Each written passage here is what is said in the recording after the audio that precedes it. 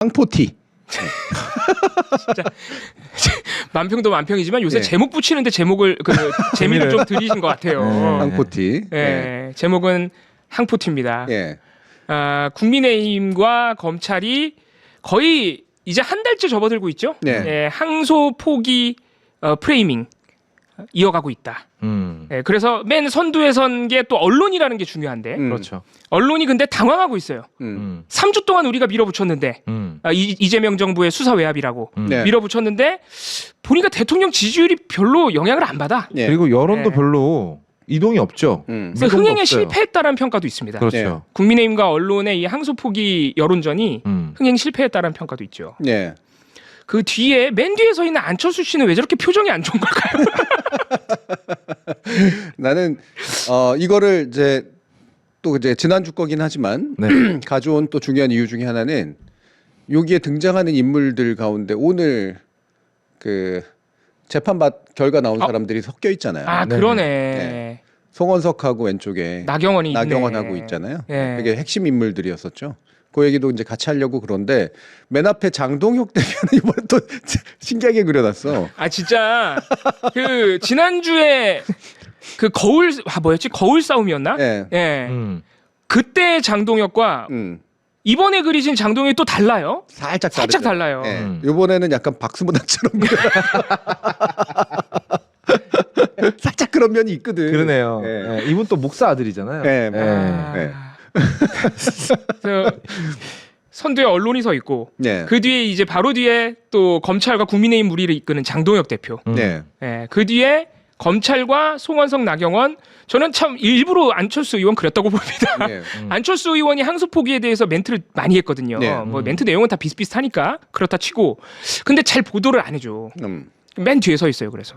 예. 그 나경원 의원하고 이제 송원석 의원이 1,900만 원 나왔던가? 1,150만 원. 1,150만 원. 그것도 그래서 벌금이 뭐 1,150만 원이 나와. 이상하잖아요. 네. 보니까 역시나 의원직 박탈 여부를 결정하는 국회법 위반에 150만 원을 준 거예요, 벌금. 예. 그래서 1,150만 원이 나왔어요. 아이고야. 그러니까 이게 두 가지 법률이 이제 적용이 된 거잖아요. 하나가 이제 국회법이고 이게 500만 원 이상이면 박탈이 되는 네. 거고요. 네. 또 한 가지가 이제 그 최이배 의원, 전 의원, 특수감금. 네, 특수감금. 이게 이제 형사법상의 문제인 네. 거잖아요. 네. 그리고 특수공무집행 방해도 예. 있습니다. 근데 이 특수감금이 원래 되게 무서운 죄목이거든. 그러니까 사실은 구형이 징역으로 나왔던 건데. 그렇죠. 예. 네. 근데 요거는 이제 징역형 때리면 이제 거기서 금고 이상이 이제 바로 끝납니다. 예, 예. 그 의원직을 사퇴해야 되는 거고. 집행유예가 나와도 박탈이죠. 의원직 박탈이죠. 그렇죠. 예. 예. 실형에 이제 집행유예가 나오면 예. 근데 그거는 벌금을 크게 때려주고. 예. 그리고 500만 원 이상이 나와야 되는 거는 밑에서 살짝 낮춰서 때려주고. 이 얘기는 어떤 의미일까? 판사가 네. 일단 아까도 계속 우리가 얘기했지만 의원직을 유지시켜 주려는 마음이 있는 거고 분명히. 네. 그거밖에 없다. 그게 다다. 그러니까 저는 그 부담은 느껴져요. 패스트트랙 첫 판결이잖아요. 네. 아 그러네. 국회선진화법에 대한 첫 판결에 대한 그 1심 판사의 부담은 느껴져요. 아 이게 또 판례가 되니까. 그렇지. 물론 최초 판결이니까 여기에 대해서 대놓고 풀어주는 무죄로 준다거나 별 의미가 없다라든가 이런 식으로 줄 수는 없는 거야. 예. 아, 그러니까 뭔가 강한 모습을 보여줘야 되는데 네. 그렇다고 또 이제 특수감금이나 이런 것들은 세게 때리면 이제 실제로 의원직 박탈되고 막 실형 때려야 되고 이러니까 거기다가 쓸데없이 벌금을 많이 때린 거야. 아. 그런 정도 벌금 무서워하겠습니까 이 사람들이? 아휴. 저기 뭐야 카드깡 좀 하면은 금방 메꾸는데? 아 그냥 그 자리에서 지갑에서 꺼내서 낼 걸요. 네. 그 정도면. 그러니까 적어도 패스트트랙에 대해서 사람들이 가지고 있는 거에 대한 이제 인식은 있어. 그런데 어떻게든 이제 의원직은 상실만은 면하게 해주려고 하는 눈 가리고 아웅하기. 그러니까 몰라 진짜. 예, 말씀하시니까 생각나는 게 사실 특수감금 이거 되게 심각한 범죄고 네. 최이배 의원이 그때 갇혀 있는 상황이 국회 CCTV도 있지만 언론 보도로도 이미 많이 나갔어요. 네. 그래서 그 감금 상황이라는 걸 온 국민이 알아. 사실 보면 그냥 감금인 게 딱 티가 예. 나거든요. 최이배 의원 계속 풀어달라 그러고. 그렇지. 이게 그러니까 도저히 무죄로 때릴 수는 없어요. 그런데 특수감금은 사실 인정이 되는 순간 금고형 이상은 나왔어야 돼. 당연하죠. 그치. 예. 예. 그러니까 뭔가 강한 처벌의 모습은 이미지는 보여줘야겠다라고 생각을 했다면 사실 벌금형으로 그쳤으면 안 됩니다. 네. 그러니까 그것조차도 제대로 못한 거야. 네. 특수감금에 있어서도 제대로 처벌을 해줘야겠다 이런 마음이 있었으면 벌금형에서 못 그칩니다. 네. 그런데 너무너무 의원직 박탈이 무서웠던 거지 네. 판사가. 그러니까 이게 야. 6년이 걸릴 네. 일이 일단 아니잖아요. 그렇죠. 6년 7개월 걸렸는데. 일단 6년이 걸릴 일이 아니야. 근데 왜 6년이 걸렸을까? 부담스러웠다는 얘기거든. 근데 거기에는 또 윤석열 정부의 3년이 넘게 있었던 거잖아요. 네. 그러니까 문재인 정부 말기까지는 그래도 대충 버틸 수 있었어. 예. 그때까지 이제 정권 바뀌기 전까지는 끌면 돼. 그래서 이제 눈치만 계속 보고 계속 재판부 바뀌고 이런 건데 윤석열 정부가 들어서 버렸네. 네. 게다가 국민의힘에 이제 결국은 여당이 된 거네. 그러니까 여기에 대해서는 재판부가 판결을 못 내린 거야. 결국 이재명 정부 가니까 이제 어쩔 수 없이 내린 거거든. 예. 그런데 유죄를 안 줄 수는 없으니 유죄는 주되 이 사람들은 잡아들이면 안 돼. 이런 이제 메시지를 준 건데 저는 이거는 되게 아주 심각하게 안 좋은 메시지라고 보거든요. 앞으로 이런 이제 국회 선진화법에 대한 저항을 할 때 무서울까? 안 무섭겠죠. 되게 세게 저항한 거거든. 그러니까요. 예. 그러니까 말 그대로 특수강급까지 들어갈 정도로 세게 저항한 건데 이 정도를 했는데도 벌금 땡, 의원직은 유지. 이거는 내란 선동과 똑같은 말입니다. 맞습니다. 재판부가 한 거. 예. 앞으로 마음에 안 드는 법안 처리할 것 같으면 이제 회의실 문 잠가버리고 막 쇠사슬로. 네. 그렇지. 바로 들고. 네, 의원들 이거 사실 윤석열이 하려고 했던 건데 네. 의원들 표결하러 못 가게 가둬버리고 이래도 된다는 얘기죠 사실. 네. 벌금밖에 안 나온다는 얘기. 이래도 끼키야 벌금 내고 끝난다는 거. 이 정도면은 미래의 범죄를 만드는 일이죠, 진짜. 그래서 물론 이거 항소하겠지만은 네. 항소를 한다 그래도 네. 이게 2심 가면은 이게 상급심으로 가면은 오히려 처벌이 약해질 가능성이 또 높잖아요. 그걸 기대하고 1심이 이제 뒤로 넘긴 건데 2심 재판부가 똑바른 재판부가 나오면 이건 뒤집는 건 충분히 가능하거든요. 그러니까 이건 뒤집어야 되는 건데. 뒤집어야 되죠, 이거. 네. 근데 2심에서 뒤집어도 또 대법원에서 조희대가 또 뒤집을 수 있어. 그게 문제지. 근데 그 무죄 취지의 파기환송이 아닌 한 네. 그건 어려워요. 아. 네. 2번이나 유죄를 때렸는데 이걸 무죄 취지로 만들기는 대단히 어렵거든요. 네, 그렇긴 하죠. 예. 그리고 형량은 못 낮춰. 그러니까 2심이 엄청나게 중요한 건데 네. 2심이 과연 빨리 진행을 할까?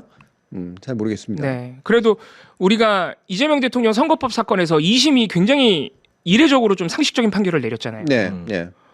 근데 그런 사례가 그렇게 많지 않다는 게 또 우리가 걱정되는 지점인 네. 것이고. 그나마라도 1심보다 나은 2심들이 그래도 사례가 좀 더 많은 편이야. 아 그래요? 네. 그럼 좀 다행인데. 이진관 판사가 있으면 좋겠다. 그 오늘 이진관 판사 이진관 판사 쪽도 감치했다가 석방돼가지고 할 얘기가 많긴 한데 네. 오늘 나경원 의원에 좀 집중을 해보자면 네. 오늘 그 재판부의 판결문 내용 중에 가장 화가 나는 게 아까 교수님이 살짝 말씀하셔가지고 이 양형을 이렇게 약하게 한 이유를 대요. 네. 재판부가 뭐라고 그 중에 뭐가 있냐면 다른 것도 다 짜증 나는데 사건 발생 이래 시간이 흐르면서 여러 차례 총선과 지선을 거치며 피고인들에 대한 국민들의 판단이 어느 정도 이루어졌다. 국민들이 얘네들을 찍어줬으니 봐줬다는 거야 국민들이. 그런데 6년이 흐르는 게 그게 국민들이 6년 동안 재판하지 말라고 했습니까? 그게 아니라 재판부가 재판을 지연한 거잖아. 네. 그러니까 우리가 지연한 동안 얘네를 또 뽑아준 걸 보니 야 이제 국민 탓까지 하네. 그러니까 그러면 앞으로는 선거에서 이기기만 하면 어떤 죄를 저질러도 되겠네? 그러니까. 이런 문구가 들어가 있더라고요 오늘 재판부. 아니 뭐 물론 국회의원은 간첩 출신도 있고 해요. 간첩이라니. 간첩이라. 이런 문구가 또 들어가 있습니다. 예. 이게 와 진짜 확실히 법조인들이 갖다 붙이는 거는요. 그냥 뭔가 되게 그 뭐 이제 모블쇼의 모 앵커의 말에 따르면 그냥 양복 입고 넥타이 메고 앉아서 개소리 하는 거 네. 같아요. 진짜로. 이게 좀 불시эт이야 진짜. 이게 뭐야 이게 말이야 이게? 그러니까 아주 가끔 나오는 상식적인 판결 정도를 제외하고 나면 네. 그리고 이진관 판사가 진행하는 그런 정도를 네. 제외하고 나면 사법부의 편향성이라고 하는 거는 전 이제 거의 명백해졌다고 봐요. 여러 가지 면에서. 그 편향성은 딱 그거야. 그러니까 민주당이나 민주당 계통들에 대해서는 확실하게 이제 강하게 네. 가고 그리고 이제 국민의힘 계통들에 대해서는 어떻게든 그들의 지위는 보존해 주는 네. 이 방식. 이게 너무 명확히 보여. 이제. 그러면 진짜로 진짜 이제 더 말하기 입도 너무 아픈데 그냥 위헌 정당을 해서 그냥 해산시키는 게. 그럼 나경원 배지도 날아갈 거 아닙니까? 예. 저는 그 방법밖에 그러니까 헌법재판소를 기대하는 수밖에 없다라고 봐요 저는 진짜로. 예. 그러니까 이거는 확실히 이제 국민들한테 자꾸 각인시켜 주는 것 같아요. 사법부가. 그러니까 사법부만 몰라. 그렇죠. 네. 네. 자기네들이 그냥 재판 독립이고 니들이 어쩔 거야 정도 네. 생각이고, 그리고 만약에 거기에 손을 대면 민주당 같은 데서 지금 하듯이 손을 대려 그러면 국민들이 불같이 들고 일어나서 판사들 편들어 줄 거라고 생각하는 것 같아요. 그런 것 같아요, 진짜. 진짜 그렇게 착각에 생각할까요? 빠져 있어. 이거 확실합니다. 오늘 판결도 그렇고 예. 지금 영장 계속 기각되는 것도 그렇고 내란범들. 근데 그게 왜 그러냐면 제가 전에도 얘기했잖아요. 이게 서초동 그 동아리라고 네. 맨날 만나고 보고 얘기 나누는 사람들, 계급적 기반, 지역적 배경, 이런 게 예전에 비해서도 훨씬 더 되게 동일해진 거예요. 그러니까 다른 소리가 잘 안 들려. 옛날에는 굳이 문제가 있었다면 원래부터도 그런 게 있었지만 언론만 봐서 문제였거든요. 조선일보만 봐서 문제였다고. 근데 지금은 그것도 문제지만 자기들이 만나는 사람 가운데 자기들이 이상하다고 얘기해 주는 사람이 거의 없는 거야. 그러니까 다 니들이 잘하고 있다. 그렇지. 그리고 민주당이 잘못하고 있고 이재명이 잘못하고 있고 너희들을 손대는 거 말이 되느냐. 제가 들은 말이긴 합니다만 이거는 그 같은 이제 이런 판사 출신들끼리 이제 만나는 그 얘기를 하다 보면 막 되게 흥분해서 얘기를 한대. 네. 지금 민주당이 그러니까 우리 이렇게 막 몰아세우고 이러는 거 사법개혁. 재판 독립 침해하는 거 아니냐고. 아 그렇게 얘기를 한대요. 선배 너 당신 응? 내 말이 틀렸냐고. 어머.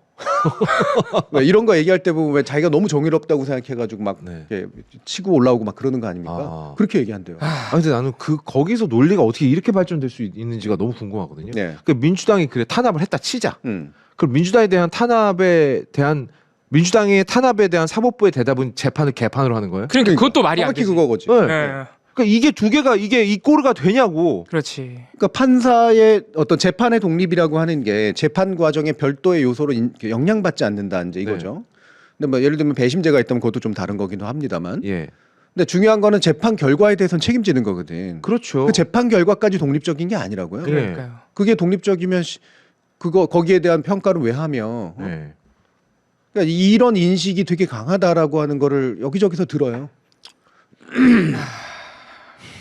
그래서 그 이진관 판사가 재판하는 과정을 보면은 이게 이제 정상적인 소송 지휘라는 걸 우리가 재판 중개 제도 때문에 이제 처음으로 보는 건데 그거를 영상으로 보니까 예. 아 재판 독립이 이런 의미구나 싶더라고요. 예. 그러니까 재판만큼은 반드시 어떤 권력으로부터도 독립적으로 공정하고 합리적으로 법대로 정말 이루어져야 되기 때문에 법정 안에서만큼은 판사가 전권을 쥐고 지휘를 한다. 예. 그거를 보장해 주는 게 바로 재판 독립이구나. 보면은 재판을 방해하려는 사람, 지연하려는 사람을 판사가 거의 전권을 휘두르듯이 그 안에서 감치도 시킬 수 있고 퇴정도 네. 시킬 수 있고 그렇죠. 발언권도 제한할 수 있거든요.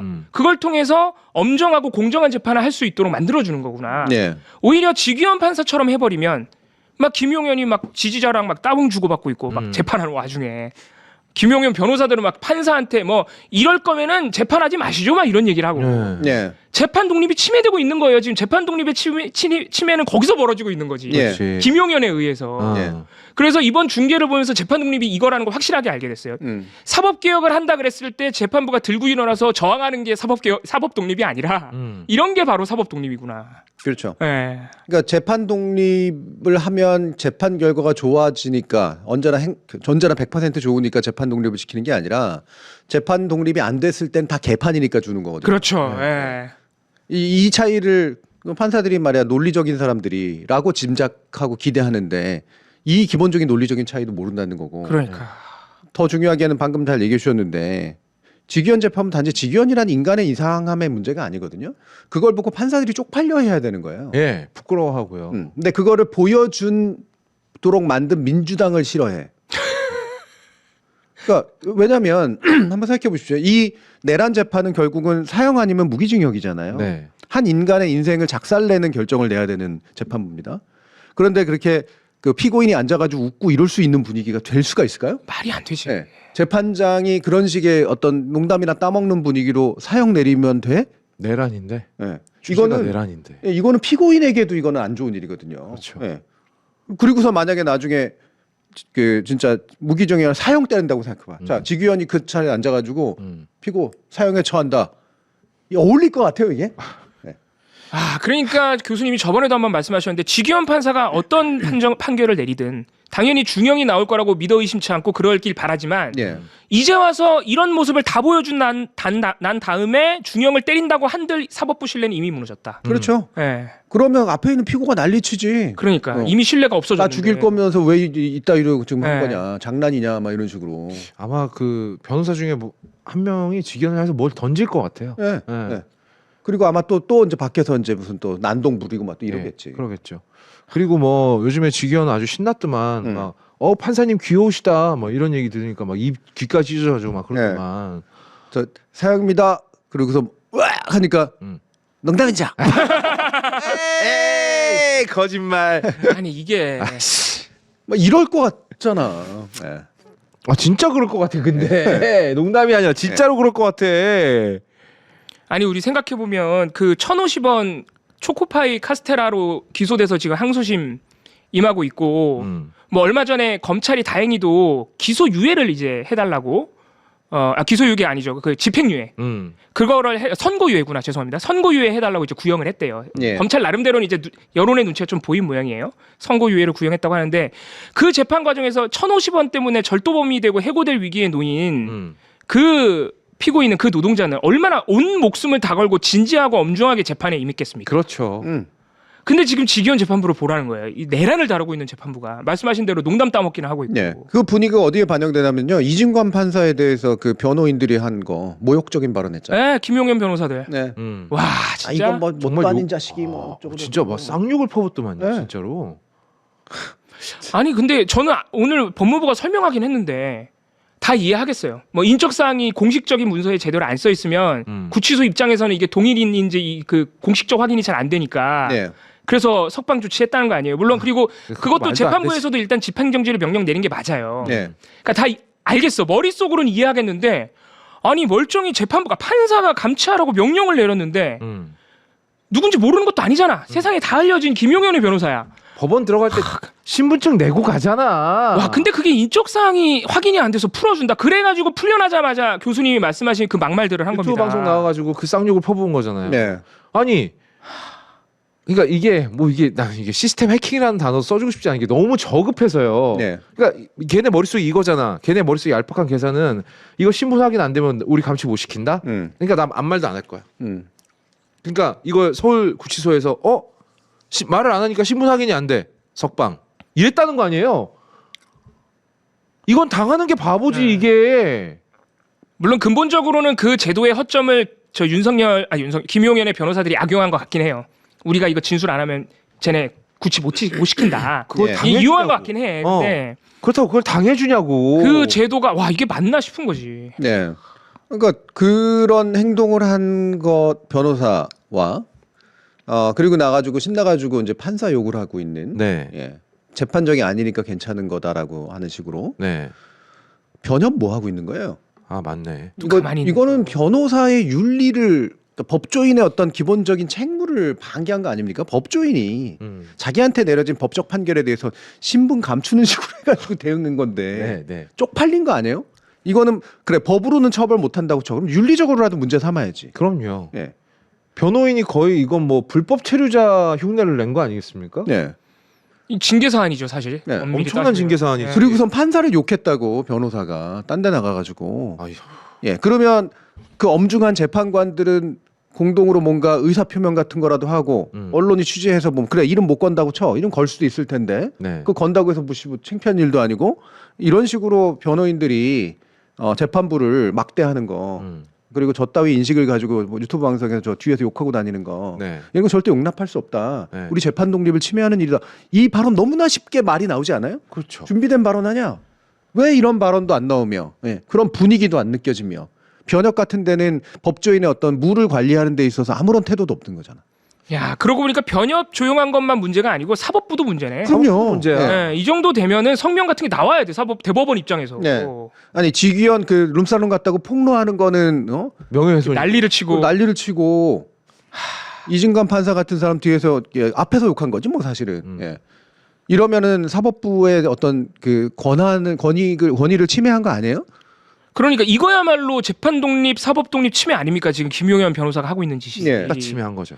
이재명 대통령에 대한 대선 개입 시도를 진상 규명하겠다고 하고 사법개혁, 대법관 증언하겠다고 했더니 그렇게 재판 독립 침해라고 입장을 내고 국회 나와서 난리를 치더니 네.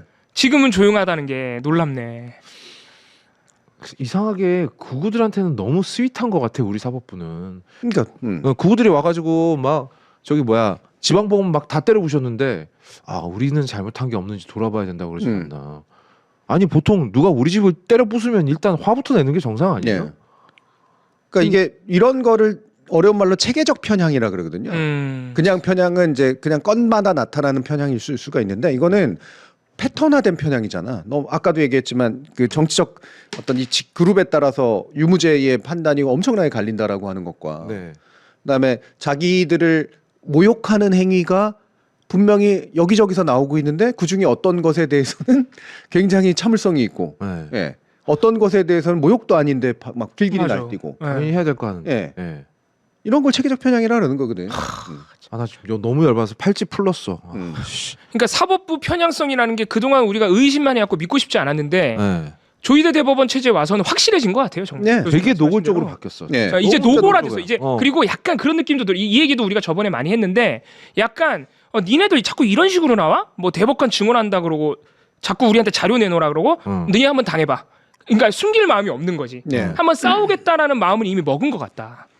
노골화하고 있다. 그런 거를. 그런 생각도 좀 듭니다. 뭐 이제 거업님 주변 대한뉴스나 이런 데도 법조인들 많고 네.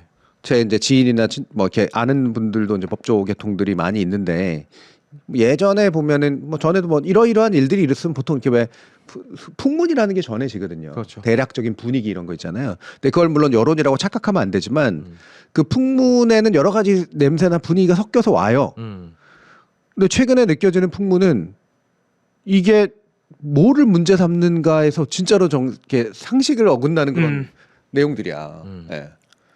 그러니까 지금 이제 민주당이 좀 너무 과하다. 절대 이거 그냥 방기해서는 안 된다. 이런 태도가 훨씬 더 사법부나 법조계에서 더 많이 읽히거든. 너무 이상하네 진짜. 아니 이 사람들은 이제 상식이 없어졌나? 진짜 이해가 안 가네. 그러니까 이런 얘기는 이거는 기대는 제가 지난번에 한번 그 시사 기상세에서도 얘기했고요. 그러니까 우리가 이 기대가 멍청해서 갖는 기대가 아니거든요. 알아. 알면서도 기대하는 거야. 왜? 우리가 그 기대를 버리는 순간 사회가 되게 무질서해지기 때문이라고. 그렇죠. 살 수가 없지. 말 그대로 법치주의가 무너지는 거 아닙니까? 그럼요. 예. 이 선의를 이용해 먹는 거라고 저들이. 야. 근데 이 기대를 무너뜨리고 나면은 뭘 해야 될까? 기대가 무너진 세상이 그렇게 아름답지 않거든요. 그리고 뭔가 할 수 있는 게 많지가 않아. 기대가 무너진다고 해서 막 분노해가지고 들고 일어나서 우리가 서부지법 폭도되듯이 폭도할 거야? 그러니까. 아니죠. 그러니까 어느 정도 진짜 법치주의를 어기는 애들한테 법치주의적으로 대답하는 수밖에 없어. 강한 개혁뿐이 없지. 네. 그러니까 이 강한 개혁을 정말 중단 없이 이런 식의 이렇게 어떤 일말의 선의에 기대지 말고 해야 된다라고 하는 그런 결론뿐이 없는 거거든요. 그러니까요. 예. 그래서 그리고 사법개혁 제가 체계적 편향을 얘기하는 이유도 그거예요. 이 정도까지 나왔으면 이거는 상식 진짜로 국민들이 법을 알건 모르건 간에 상식적으로 느끼는 뭔가가 생기고 있는 시점이고 그렇지. 예. 그걸 여론이라고 생각하는 게 맞다 이거야. 예. 예전만 해도 사람들이 그랬거든. 사람들이 법을 잘 몰라도 그래도 재판, 그렇지. 판사 이런 거에 대해서는 밉건 곱건 에이 너무 이렇게 때리지 마. 이런 분위기가 있기 때문에 건드리면 여론에 역풍이 불고 이랬던 거란 말이에요. 저는 이제는 꽤 달라졌다고 생각합니다. 예. 짧은 시간에 상식에 벗어나는 법원의 판결 사례가 너무 많이 쌓였어요. 네. 막 영장 기각되고 윤석열 풀어주고 막 이런 게 너무 많이 쌓인 데다가 오늘 나경원 판결도 나왔고. 네. 그 제가 진짜 열받는 거는 처음에 이제 막 내란 재판부 설치하고 그리고 뭐 직위원 탄핵해야 된다고 막 이런 얘기 나왔었지 않습니까? 근데 그 다음에는 영장이 몇 번 나왔어요. 네. 그 직후에. 그랬다가 얘들이 좀 정신 차렸나? 좀 영장이 나오네? 이러고 잠깐 주춤했단 말이에요. 예. 그러면서 시간이 좀 지났어요. 내란 전담 재판부를 설치하기도 약간 애매한 시간이 됐단 말이죠.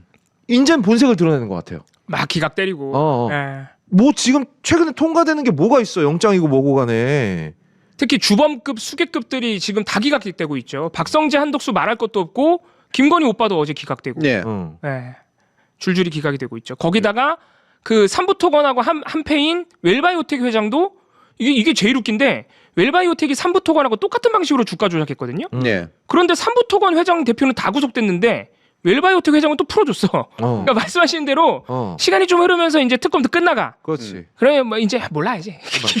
니나 너야 그냥 하고 싶은 대로 해버리는 거야 그냥. 자 스패너 여러분 이상한 애 하나 들어왔습니다. 처리하세요. 네. 자 그리고 요거하고 연관된 게 기강열차.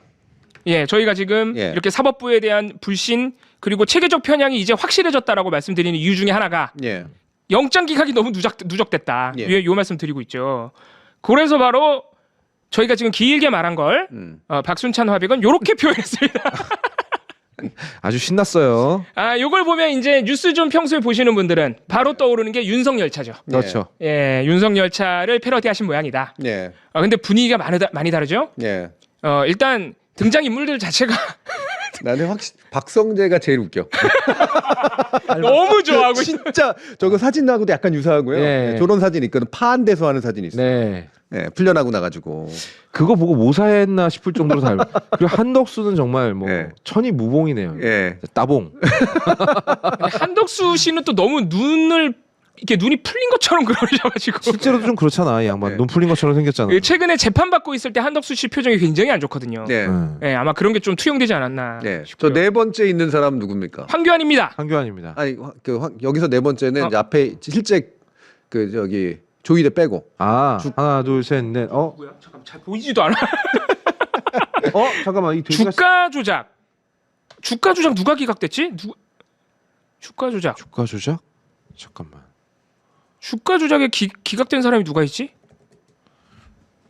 이거 심우정 아니에요? 아니 심우정처럼 생기진 심우정은 않았어. 구속 뭐야 그 영장을 청구되지도 않았. 그러니까요. 네. 양남이?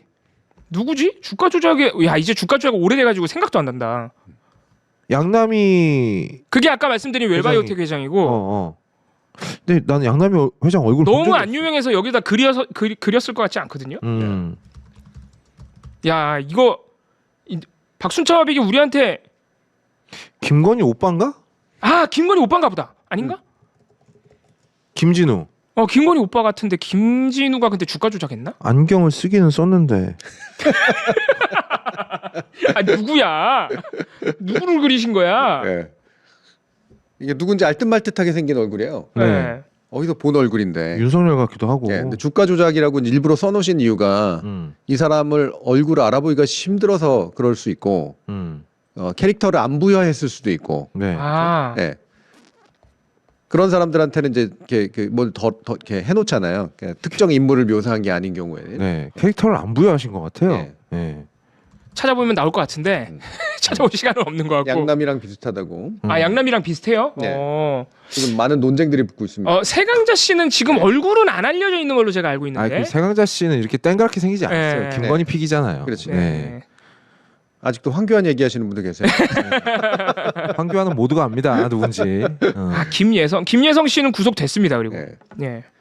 그 박순찬 화백이 자신 있게 묘사한 거는 그리고 남들이 다 아는 거는 이름 안 써놔. 맞아. 힌트도 잘 안 줘. 그냥 보면 안다 이거지. 그러니까. 여기 밑에 황교안이라고 안 써놨잖아. 예. 근데 주가 조작이라고 써놓은 건 뭔가 의도가 있긴 있으실 텐데. 그렇지. 예. 이것까지 찾아볼 생각을 내가 못했다. 너무 앞에 있는 사람들 인상이 강해가지고 특히 맨 앞에 있는 조이대 보세요. 예. 나는 이거 실물인 줄 알았어. 이거는 진짜 딱 요 얼굴은 저기 파기환송할 때 딱. 네, 딱 이 표정입니다. 음. 약간 입술을 떨어요. 저 표정으로 파르르 떱니다. 손도 예. 떨고. 원희룡 나왔다. 원희룡. 원희룡 3부터 건 주가 조작에 연루되어 있는데 사실 구속영장 청구된 적은 없는데. 예. 원희룡 이렇게 안 생겼어. 이렇게 안 그려 원희룡. 그런데 정말 이 면면이 진짜 더 놀라운 거는 이게 이제 기각 열차거든요. 예. 영장이 기각돼서 이제 안 잡혀 들어갔다는 건데 저 열차가 나오는 구멍이 보니까 감옥이에요. 네. 그죠? 지금 그렇죠. 철조망 쳐져 있는 거 보니까. 예. 그러니까 조이대가 열차를 끌고 이 내란범들을 다 풀어주고 줄줄이 지금 끌고 나오고 있다. 풀어주고 있다라는 표현이고 이걸 또 윤석열차에다가 이렇게 기가 막히게 또 비유를 하신 게 예. 너무 화가 나네 진짜. 이게 쳐다보고 있는 게 너무 화가 나. 너무 화나 진짜.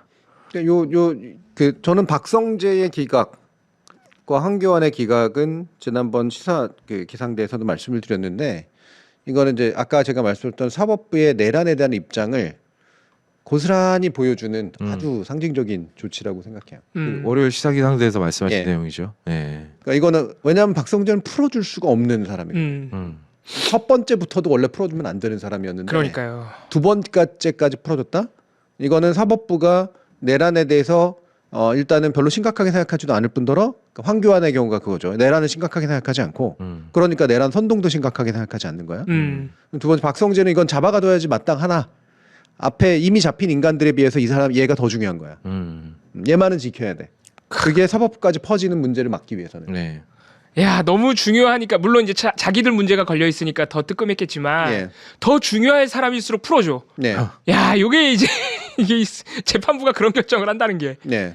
아, 근데 이제 그런 의심도 하나하나 맞아 들어가는 게 바로 박성재의 기각이 결정적이었어요. 네. 그렇죠. 이거 보니까 내란 주범들 정말 핵심적 역할을 한 사람일수록 풀어주는 것 같은데?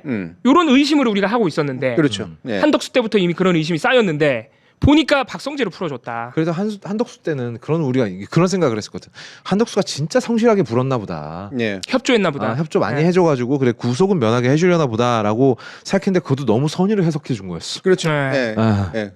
그러니까 이 그림 안에 있는 이제 인물인 거지. 한덕수가 잡히면 이 국무회의 전체 네. 가 상당히 심각한 이제 네. 범죄 집단이 되는 거라고. 거기 그렇죠. 머리니까 대머리라는데. 네. 머리. 대머리. 그리고 박성재는 사법부로 이어지고 회의에 참가했던 사람들의 문제. 예. 이거고 지난번에 이제 그 민 기자님이 아주 또 날카롭게 지적해 주셨는데 대법원 회의를 했던 것과 동일한 회의를 한 거나 마찬가지이기 때문에 그렇죠. 법무부 입장에서. 법무부 입장에서는. 예. 그러니까 만약에 이거를 잡아들인다? 그러면 대법관들도 거기에 회의를 했던 내용이 결국은 문제가 된다는 거죠. 문제가 될 수 있다. 나중에 100% 문제가 네, 된다. 이거는 계엄의 어떤 행동을 하려고 했다. 네. 내란에 뭔가 참여하려고 했다라는 혐의로 이제 건너갈 수가 있으니까. 그러니까요. 네. 이 법무부 장관의 내란 가담 혐의를 인정해줘 버리면 그 혐의의 핵심 정황인 법무부의 회의랑 구조가 똑같은 네. 계엄 당시 대법원의 회의가 문제가 될 수밖에 그렇죠. 없다. 예. 그리고 그 대법원의 회의는 이제 숨길 수가 없거든요. 네. 왜냐하면 계엄 당시 기사가 나왔어. 네. 자기네가 뭘 논의했는지. 네. 예. 그러니까 계엄이 선포됐을 때. 그렇죠. 계엄이 선포됐을 때 이 재판권 양도하는 문제랑 네. 그렇지. 계엄 그 사령부하고 어떤 관계를 맺을 것인가를 논의하려고 모인 거죠. 예. 재판권을 넘겨야 되는 문제. 예. 계엄 사령부가 아무리 그래도 지역마다 있는 법원에다가 일부 재판권을 또 다시 위임을 해주거든요. 예. 계엄 사령부가 다 할 수는 없으니까 군사법원에서 다 할 수는 없으니까 그거를 어떻게 넘겨봤는지도 회의를 했다는 거 아니야. 네. 그럼 계엄에 가담하려고 했다는 거지. 근데 정확히 박성재가 똑같은 혐의를 받고 있고 박성재는 그거를 아니 나는 계엄이 위법인지 몰라가지고. 근데 그걸 또 받아들여. 너 몰랐구나 이러고. 아 그럼 그러니까. 교수님 이거는 약간 제가 생각했을 때는 정말 강력한 어떤 계기가 마련된 것 같거든요. 일단 얘를 타고 올라오면 우리까지 와. 이거 막아야 돼. 거기다 이 와중에 민주당 마음에 안 들어. 개혁하겠대. 이 자식들이 그러면 우리가 이대로 달라는 대로 영장 다 주면은 저 얄미운 놈들이 우리 다 잡아가겠네. 예. 아예 이제 여기 이 덩어리까지 온 거잖아요. 그렇죠. 예. 지금 우리가 추론한 바에 따르면 예. 제가 불안한 바는 만약에 그렇게 된다라고 하면 이게 보통 사람이 어떤 일을 결정할 때는 실질적인 면과 감정적인 면을 선택해서 결정을 하는 거잖아요. 두 개가 다 있잖아 지금. 네. 네. 그 이건 안 무너진다는 얘기예요. 네. 네. 그러니까 이 태도가 바뀔 리는 없는 거죠. 오 마이 갓. 예. 이거는 그러니까 대충 뭐 협상하고 눈치 보고 너무 또 심하게 몰아붙여가지고 괜히 쓸데없이 자극할 필요 있나? 네. 이런 생각할 게 여기는 되게 굳건해. 그러니까. 당연하지. 지금 실질적인 이유하고 감정적인 이유가 합쳐졌다니까. 예. 콘크리트가 된 콘크리트가. 그래서 저는 더 무서워졌던 게 이 박성재 기각을 보면서 제 한덕수도 영장을 기각해준 데다가 가만 보니까 윤석열이 어제 재판 나와서 막 한덕수를 엄청 두드네. 이런 걸 보면서 이거 우리가 그동안 의심해왔던 윤석열을 지키려고 하는 거대한 카르텔. 심지어 사법부 법조까지 가담해 있는 그런 카르텔. 의심 수준에 불과했지만 네. 사인회도 있지 않습니까? 그렇죠. 한덕수, 정상명, 김충식, 조이대. 이거 의심 단계이긴 했지만 네. 이게 박성재까지 기각하고 한덕수는 이미 기각해줬고 윤석열은 재판 나와서 한덕수를 두드네. 네. 야 이런 걸 보니까 그게 상상에 그칠 일이 아닌 것 같아요. 아니야. 진짜로 그런 카르텔이 있는 것 같은 거예요. 그러니까 민주당은 행동을 해야 돼요. 진짜로. 이거 그냥 이렇게 가만히 있다 그냥 맥없이 당합니다. 진짜. 네. 이러다가 윤석열 또 풀어주면 어떡할 겁니까? 윤석열 또 풀어주고 어처구니 없게 보니까 윤석열도 내란이 불법인지 잘 몰랐던 것 같아. 내란이 불법이지? 예. 아니 계엄이 불법인지 잘 몰랐던 것 야 같아. 심지어 헌법재판소가 파면을 했는데 어. 그러겠지 또. 나 헌법재판소 결정은 안 봤으면 모르겠다고. 지기현이는 안 봤다 그래 버리면 끝이잖아. 이렇게 나오면 어떡하실 거예요? 그렇죠. 그 가능성을 배제할 수 없는 거지. 아니 이제 여기까지 왔는데 이거 못 하겠어. 나 같아도 하겠다 여기까지 왔으면. 네. 저도 그런 느낌이 이제 들어요. 이거 판결에 영향 미칠 것 같다. 이들이 여기까지 왔다는 건 이제는 사실 윤석열은 잘 모르겠는데 한덕수는 근데 또 이승환 판사가 있고 뭐 예를 들어 박성재, 뭐 조태용, 이상민 이런 사람들 지금 재판 받고 있잖아요. 야 이런 사람들 판결은 나중에 가면 모르겠구나 진짜. 네. 어떻게 될지 이런 생각이 들더라고요. 애초에 가지고 있는 생각이 뭐 지금도 근본적으로 바뀐 건 아니지만 적어도 윤석열을 사법부가 끝까지 지키는 데 있어서 실익이 없다. 예, 이게 이제 제 믿음이거든요. 네. 예. 얘네들이 이익 집단이라고 만약에 판단했을 때 법만으로 판단하지 않는다라고 했을 때 네. 법만으로만 판단하면 당연히 죽여야 되는 놈이니까. 그렇죠. 근데 이거를 어떤 이익 관계 속에서 판단할까? 윤석열을 결국 무죄 방면시켜 주면서까지 구해야 자신들이 구해지거나 이익이 생길까? 다시 말하면 윤석열이 풀려나면 무죄로 풀려나면 막 사람들이 이제 막 들불같이 일어나서 이재명 끌어내리고 네. 민주당의 국회에서 이 다수파 국회를 무너뜨릴 수 있을까? 안 되죠. 안 되잖아요, 그죠? 네. 그러면 그러니까 이제 그럴 리는 없다 설마 이 본체까지 보호할 수는 없을 거다. 그러면 자기들한테 생기는 굉장히 피해가 있으니까 이게 기본 전제거든요. 근데 만약에 윤석열을 그렇게라도 풀어줘야겠다라고 해서 진짜로 풀어준다면 네. 그 다음 벌어지는 건 사실 내전적 상태거든. 맞아. 그렇죠. 그럴 수밖에 없어요. 네. 권력기관들 사이의 다툼도 심해지고 그러면 행정권을 쥐고 국회에서 입법권을 쥐고 있기 때문에 여기서 무슨 정치 공세를 아무리 국민이 펼치고 뭐 어쩐다고 하더라도 얘네들이 폭동을 일으키는 수밖에 없거든. 방법이 없죠. 그거 외에는 행정부가 입법부를 움직일 수 없잖아. 네. 제도권 내에서 사법부가 물리력을 가지고 있는 건 아니기 때문에. 네. 그러면 얘네들이 실질적으로 폭동을 일으키는 상태가 오고 여기에 대한 진압이라든가 막 이런 상태가 오고 그러면 지속적으로 예를 들면 행정부나 입법부가 하는 일들에 대해서 법이 이제 딴지를 놓는 방식, 예를 들면 폭도들 구속 안 한다든가 그렇죠. 뭐 이런 식으로 이런 식의 장기전 상태를 가지려고 그러나 이게 제 최악의 시나리오거든요. 그러니까요. 예. 그럴 수도 있을 것 같아. 예. 이러면서 뭔가 흔들흔들하면서 사람들이 여론이 바뀌길 기다리는 네. 이 정도까지 생각하고 그림을 그리고 완전히 최종 카드를 지금 쥐고 있는 건가? 이 생각. 만약에 극우 쪽하고 연결이 돼서 민주당사를 습격했다라고 쳐봅시다. 예. 폭도들을 경찰들이 그 자리에 체포를 했어요. 근데 막 무죄 방면해줘. 막. 그렇지. 구속도 안 시키고. 아니면 길 가던 민주당 국회의원은 그냥 테러했어. 네. 하다 퍽 쳤어. 근데 또 말도 안 되는 변명을 하는 거야. 나 이 사람인 줄 모르고 쳤어요. 뭐 이런 식으로. 그랬구나. 무죄. 그리고 한 가지 사실은 얘기하고 있는 게 우리들이 흔히 또 짐작하는 건데 이재명 대통령에 대한 재판 제기를 할 것이다. 아 맞다. 그것도 있네요. 요것까지 연결이 되는 거죠. 그러니까 이게 이제 상상만이 아니라니까요. 네. 이렇게 될 수 있어요. 지금 이 최악의 상황을 저들이 이 최악의 상황을 지금 시도하고 있다고 할 만한 사례들을 우리가 지금 너무 많이 봤어. 전혀 이상하지 않아. 네. 그러니까 재판 제기하고 재판 제기 억지로 끌어내 가지고 뭐 이 정도까지 판결 막 끌어내는데 그러니까. 이제 대놓고 이제 노골적으로 하는 거야. 그래가지고 이제 당선 무효형 막 이런 걸 내려. 네. 그러면 그 자체로 또 이제 실현이 안 될 거 아닙니까? 그럼 헌법 소원 들어가고 뭐 또 이런 과정 걸리는데 혼란스럽게 엄청 그 과정에서 뭐 대통령을 계속 지지하는 여론이 유지되기는 되게 어려울 거 아니에요. 그냥 약간 분노하는 여론으로 이제 만들어지지 지지 여론으로 안정적으로 진행되진 않고 누군가는 피로해 할 테고 막 이러겠지. 그렇죠. 예. 그러니까 이런 방식으로 내전적 상태를 만들겠다. 즉 사법 권력이 자신이 가지고 있는 최후의 권력을 이용해서 행정 권력하고 입법 권력을 무력화하는 조치를 극우 폭동과 연결시켜 가지고 어쨌든 하려고 한다까지도 생각해 놔야 된다. 근데 행정 권력이 이걸 바로잡을 방법이 있잖아요. 네. 없는 게 아니지 않습니까? 제가 답답한 건 이거거든요. 힘이 있잖아요. 지금은 칼자루 안에 들어있는 칼이 더 무섭다 뭐 이런 얘기를 할 때가 아닌 것 같아요 나는. 근데 뭐 이 부분은 이제 이런 판단까지 하고 이 최악의 시나리오 안에서 앞에 단계를 뭘 해야 될 것인가 이제 걱정을 해야 되는데 대통령은 이제 사실 뭐 그 국정을 하느라고 사실 되게 바쁘고 그렇죠. 네. 네. 정치 행위를 하기가 되게 힘든 상태예요 대통령은 지금. 그리고 거기에 대한 관심도 그렇게 크지도 않은 것 같아. 이건 결국 이제 강훈식 그 비서실장이 얘기했던 것처럼 그거 가지고 괜히 왈가왈부하지 말고 만약에 그 세탁까지 오면 그 헌재 뭐 소원을 벌이던 그때 가서 해결하면 된다. 이런 쪽에 이제 입장을 보이고 있는 거고. 근데 이제 민주당은 지금 이제 어떻게 해야 되나? 대통령의 뜻이 뭐지? 우리는 뭘 해야 되지? 요 사이에서 왔다 갔다 하고 있는 것 같은데 시시각각 지선은 다가오고 있어. 근데 지선 다가오면 이제 다들 지자체장 하느라고 바쁘거든. 그렇죠. 요거를 노리고 그러는 것 같아요. 네. 아 시기까지 보고. 예. 그러니까 민주당이 이제는 아마 자신네들을 밀어붙일 만한 상태가 안 만들어질 것이다.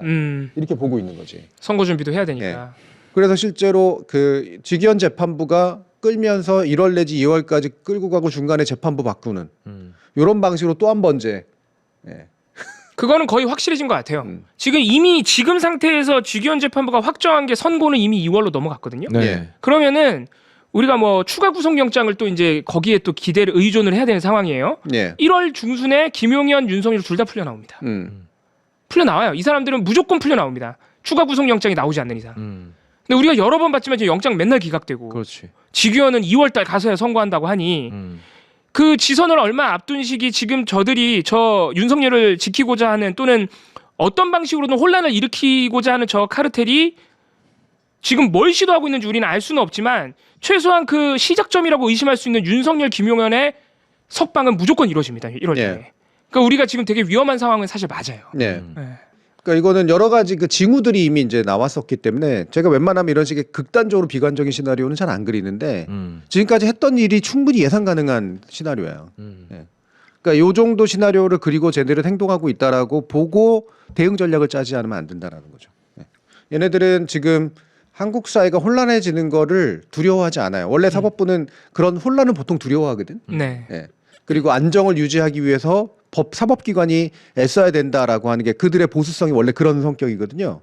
근데 지금은 그런 것 같진 않아요. 노골화됐죠, 엄청나게. 예. 아, 그래서 뭐 걱정도 많지만은 그래도 우리가 일단 기대해 볼 수 있는 게 한덕수 씨는 1월 초에 선고 나옵니다. 1월 초에. 이중간 재판과 빨리 한다고 했기 때문에 그렇죠. 그게 되게 중요한 재판. 예, 그게 아마 한덕수 씨 재판이긴 해도 다 혐의가 비슷비슷하기 때문에 예. 영향을 안 받을 수는 없을 거예요. 그걸 또 무시할 수는 없을 것이다. 그런 점에 또 하나가 우리가 기대할 점이 있긴 하죠. 예. 네.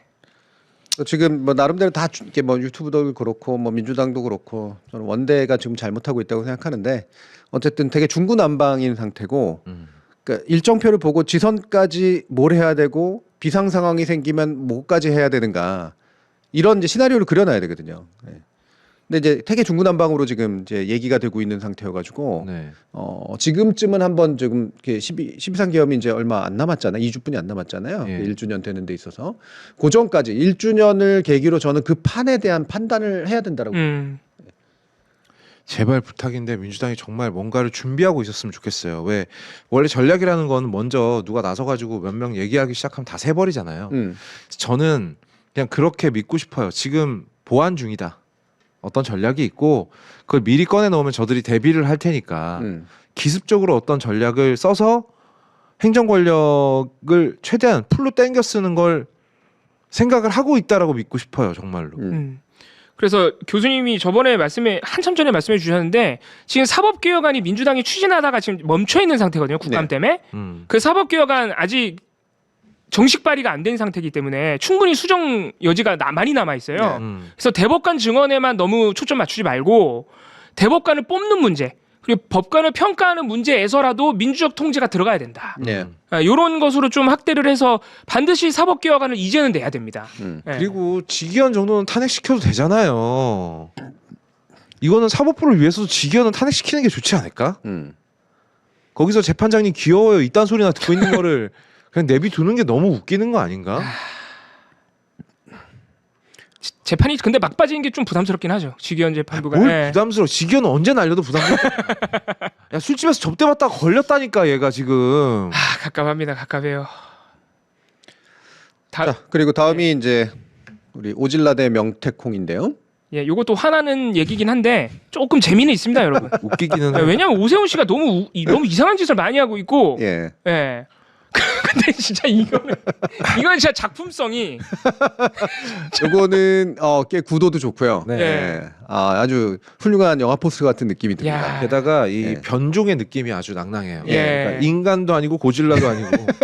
야 이건 진짜 작품이야 이거는. 예. 한강 버스 끌어안고 있고 예. 재개발 종묘 재개발도 끌어안고 있고요. 예. 뒤에 종묘가 타고 있습니다. 불 태우고 있고 예. 광화문 불 광화문 태우고 타고 있고. 있죠. 세금도 같이 타고 있습니다. 그렇죠. 그러면서 그런데 그 오세훈을 뒤쫓고 있는 명태콩 내 아파트 내놔라. 예. 근데 밑에 우리 야옹이도 타고 있어요. 예. 네. 아. 야옹이는 맨날 그래도 저렇게까지는 안 되는데 야옹이가 되게 심각하게 타고 있어요. 그러니까. 이게 오늘 여론조사를 봤더니 예. 그 광화문 광장에 밭들어총 있지 않습니까? 그 질문한 사람의 82%가 하는지도 몰랐대요. 무슨 공사한지도 몰랐어요. 만드는지도 몰랐다는 거야. 네. 근데 오세훈은 이미 공사를 시작했어. 그러니까. 그리고 여러분 노들섬에 지금 오페라하우스 짓고 있는 거 아세요? 그러니까 그것도. 몰랐죠? 저도 가서 보고 알았어요. 얼마 전에 제가 런닝하다가 노들섬까지 뛰어갔거든요. 근데 여기가 이제 곧 출입 금지가 된다라는 거예요. 그래서 왜? 공원 만들어 놓고 왜 출입 금지 아니고 오페라하우스 짓는데 네. 무슨 토마스 헤드윅인가 데려와가지고 네. 그게 그 오세훈의 꿈이 그건데 우리 토요토론에서 다룰 텐데 이게 녹지축 4대 녹지축을 만드는데 그 중에 하나가 종묘축이고 네. 광화문축이에요. 거기다 이제 막 녹지를 막 조성해가지고 막 쫙 가는 거야. 그 한강까지 가고 싶은 거야. 아. 네. 한강 가면 딱 뭐가 보여? 노들섬이 보이지. 아. 네. 거기 한강 철교가 있으니까. 예, 예. 거기 노들섬에 이제 오페라하우스가 이제 지어져. 아 랜드마크를 지어야 된다. 그래서 이 꿈을 꾸고 있는 거예요. 그리고 저 건축가를 그렇게 좋아하는데. 토마스 헤드윅이요. 네. 예. 아 유명한 건축가긴 해요. 네. 진짜로 유명한 건축가긴 한데요. 문제는 유명한 사람은 어떻다? 비싸다. 비싸고 이걸 와보고 주변에 어울리게 짓는 사람이 아니야. 예. 네. 그 DDP도 그렇고. 자기 세계가 너무 뚜렷해서 저게 어울리지도 않을 뿐더러 누가 저기서 오페라 공연하냐고요. 예? 아니 왜 광화문도 그렇고 종묘도 그렇고 노들섬도 그렇고 이 시민들에게 개방되어야 하는 그런 공간에다가 뭘 짓고 싶어하는지 일단 그 심리가 이해가 안 가고. 예. 그러니까 광장을 가만두고 싶지 않은가 봐요 이 사람은. 그러니까 예. 저기가 교수님 말씀대로 한강철교 지나가잖아요. 네. 오페라하우스에 제일 중요한 게 뭘까? 소리. 음향. 그렇지. 오페라 진동. 하고 네. 있는데 척척척척 말이 되냐고 그러니까. 기차 지나가고 옆에 차 막 빵 이러면서 지나가고. 근데 이름만 오페라하우스지 여기서 무슨 공연을 할 수 있겠어? 이거 그냥 세금 4천억 원은 그냥 강바닥에 버리는 거 아니야? 이거 답답해. 그러니까 광화문에다 감사의 정원 이렇게 만드는 건 이제 극우파들한테 이제 보기 좋으라고 이제 네. 그런 건데. 네. 그거를 원래는 태극기 개양봉 올리려다가 100m? 하도- 뭐 몇 미터였지? 예. 예. 하도 욕을 먹으니까 이제 바꾼 거거든요. 근데 네. 그게 광화문 광장 조성안 재구조하는 조성안에 이제 그런 식으로 들어가는 거예요. 근데 이게 원래 태극기 걸려고 했던 게 작년이었거든. 네 맞아요. 예. 근데 그리고 나서 저쪽으로 안을 갑자기 바꾼 거야. 네. 그리고 그게 바로 이제 설계 시공으로 들어가는 거라고. 그렇죠. 이런 졸속에 졸속이 어디 있어요? 이게 말이 안 되는 거예요. 그러니까 하겠다고 말한 지 한 달도 안 됐어. 이게 계획한 거는 진짜 몇 개월 안 됐군요. 작년 중반부터 계획하기 시작해가지고 착공을 바로 해버린 거예요. 네. 근 한 반년 만에. 이게 근데 한강버스도 똑같아요. 한강버스가 배를 본격적으로 만든 게 작년 8월이에요. 그럼 불과 한 4, 5개월 만에 배를 만든 거야. 그러니까. 그러니까 그게 제대로 되겠습니까? 예. 그게? 사고가 나지. 거기다가 배를 만들어본 경험도 없는 회사야. 음. 가덕중공업. 그러니까 저 절차성에 대해서 제가 논에서 얘기했죠. 왜 아무도 언론도 문제 삼지 않지? 그렇게 절차성 난리치고 막 그러면서. 그러니까. 광화문 한번 파가지고 저거 뒤집어 엎으면은 그 되돌리고나 돈도 들고 시간도 들고 그러면 또 그때 가서 또 난리칠 거 아니야. 한번 만들어진 거 가지고 네. 저 석재를 참전국한테 받는데요. 맞아요. 어떤 참전국은 우리나라에 돌이 안 난다고 안 그러니까 보내줬대요. 6개국인가 뿐이 뭐 이렇게 네, 안 대부분 했대요. 안 보내줬대. 제일 중요한 미국도 안 줬어요. 미국도 안 줬어. 그럼 도대체 상징하는 게 뭐야? 그럼 또 이제 뭐 만약에 나중에 저거 만들어주고 비극적으로 그다음에 철거한다 그러면은 또 무슨 돈 낭비, 예산 낭비, 정권 바뀌면 이렇게 뒤집기 행정, 그리고 우리 우방국들의 석재는 그럼 어디로 가나, 뭐 어디에 방치 또 이따 얘기하고 있더라고요. 진짜 미치겠네, 진짜. 거기 뻔히 나왔어 한 200건의 그 아휴. 기사가 이제 막 나오고 있는 거야 이제. 그리고 거기 맨 앞에 또 오세훈 인터뷰 싫겠죠. 예. 오세훈이 오늘 오전에 제가 공유해 드렸는데 오늘 오전 서울시의회에서 진짜 충격적인 얘기도 했어요. 오늘 오전 서울시의회에서 한강버스 자꾸 사고 많이 나니까 민주당의 그거. 이영실 의원이 이거 이번 겨울만이라도 운항 중단하고 안전점검 제대로 해라. 이렇게 사고가 많이 나는 게 말이 되냐. 그랬더니 떡 하는 말이 오세훈 시장이 사계절 내내 운항을 하면서 어떤 문제가 발생하는지 데이터를 누적할 필요가 있대. 저는 애초에 와. 그 진짜 말도 안 되잖아요. 근데 애초에는 그 몇 가지 가설이 있었어. 오세훈은 바보다. 이 첫 번째 가설. 아, 저 여기 배팅할래. 전 이게 제일 설득력이 예, 예. 있다고 물론 생각하는데 이제 두 번째로는 이제 이게 바보 때문에 생기는 문제인데 자신의 치적을 어떻게든 하려고 한다. 치적 사업의 문제잖아요. 예. 근데 사실 치적이라고 얘기되는 것 중에 실물화된 거는 이제 저거 하나거든. 나머지 맨날 링 얘기하고 뭐 하고 막 네. 그랬지만 네. 실제로 된 거 저거 하나라고. 그래서 이거를 고집 피우는 거다. 이게 이제 두 번째 가설이에요. 네. 네, 세 번째 가설까지 이제 만들어졌는데 그 왜 정치 공방한다 난리치지 마라 뭐 이제 이런 얘기를 하고 있잖아요. 제가 볼 때는 한편으로 자신의 꿈은 이명박 시즌 2고요. 네. 일종의 그 모형이랄까? 그게 박근혜 시기의 박원순인 것 같아. 박근혜 시기의 박원순. 박근혜 시기의 박원순. 네. 아. 왜냐면 진짜 그때 서울시장뿐이 없었잖아. 홀로 싸웠죠, 박원순이. 네. 그리고 광장을 지켰고. 네. 화장실도 개방했고. 네. 그 반대의 이미지를 이제 저는 활용하려고 그러는 거야. 완전히 반대 방향인 극우 방향에서 광화문 광장을 내가 지키겠다. 예. 그래서 더 서두르고 더 일부러 진짜 찐단처럼 네. 막 어거지 부리고 이러고 있는 거야. 이게 보통이라면 저게 이거 이길 수 있는 싸움이 아니라는 게 너무 뻔해지거든요. 그러니까 즉 치적 사업이 될 수도 없고 이거 펴었는데 그렇게 도움 안 되거든 원래. 네. 네. 적어도 중도나 어쨌든 진보한테 당연히 도움도 안 되고 시민들 되게 헷갈리게 만들고 솔직히 말하면 저는 오세훈에 대한 정말 밑에 있는 어떤 인내를 지금 시험하고 있다고 보는데 왜 저럴까 생각해 보니까 저항하는 이미지를 만들고 싶은 것 같아. 그러니까 일부러 저러는 거야 일부러. 그러니까 소위 이제 좌파 XX들이 나라를 잡고 휘젓는 가운데 예. 오세훈이 홀로 외롭게 그렇지. 싸우고 있다. 예.